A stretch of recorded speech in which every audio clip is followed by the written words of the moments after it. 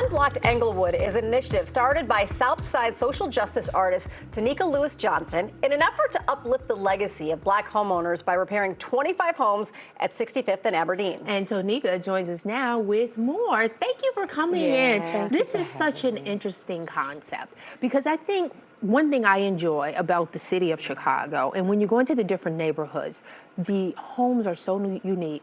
They're so beautiful. So when they fall into disarray, it hurts your heart. So as an artist, I imagine this must have appealed to you. Oh, it totally did, because homes are prominent structures, and when they are beautiful, it's public art.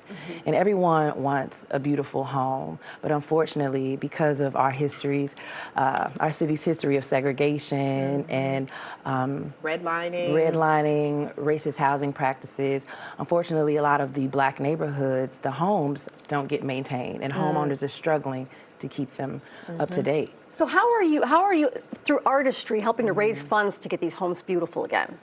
So my previous project was called Folded Map, and it brought residents who lived in racially and economically different neighborhoods together to have a conversation. And so this project is an expansion. And so I really wanted people to understand the history of Black home ownership and why the home ownership rate is so low. And this project is a perfect way to illuminate that. And so I applied as an artist for a creative placemaking grant, and I tricked them a little bit.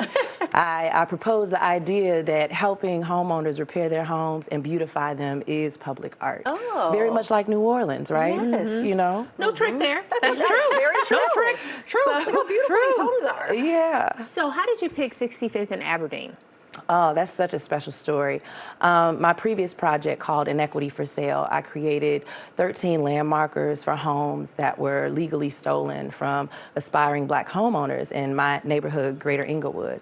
And I included the names of the aspiring homeowners on the landmarkers. And this one particular landmarker that I put up actually connected me to a descendant of those people. And that's Mr. Walls. I met him, and he told me about what he was struggling with his home, and said that a lot of the other seniors on the block are struggling as well. And so it was because of him that I came up with the idea to apply for arts funding to help him and his neighbors repair their homes. And in full disclosure, Mr. Walls is my uncle-in-law. That's crazy. And they didn't know that till right now. Well, she didn't know that till right now. That's beautiful. Crazy. But see, that goes to show you how small the world is and how interconnected we all are. And how easy it is to make change. Yes. You know? Okay. How many homes, have you gotten to work with? So we've successfully repaired 12 homes. And when I say repair, roof repair, electrical repairs, plumbing issues. So we've done 12 of that. And then this summer we've beautified the block. We have given them the block club sign that they wanted. We even put a mural up on one of the repaired homes, but we have 13 more to go. Okay. And so now we're fundraising so that we can do that next year. And how is the fundraising going? It's going, you know. We put a public goal of $500,000 because a lot of my projects are participatory, and you know, people like to be involved. And so right now we've raised, I believe, about $12,000, and then we also had a private donor from Feinberg Foundation actually donate $25,000, but it's not reflected on the GoFundMe. But we're getting there. Okay. We're getting there. I love this project too because it's so much about education and history as it is fixing these homeowners' homes. Oh yes, definitely.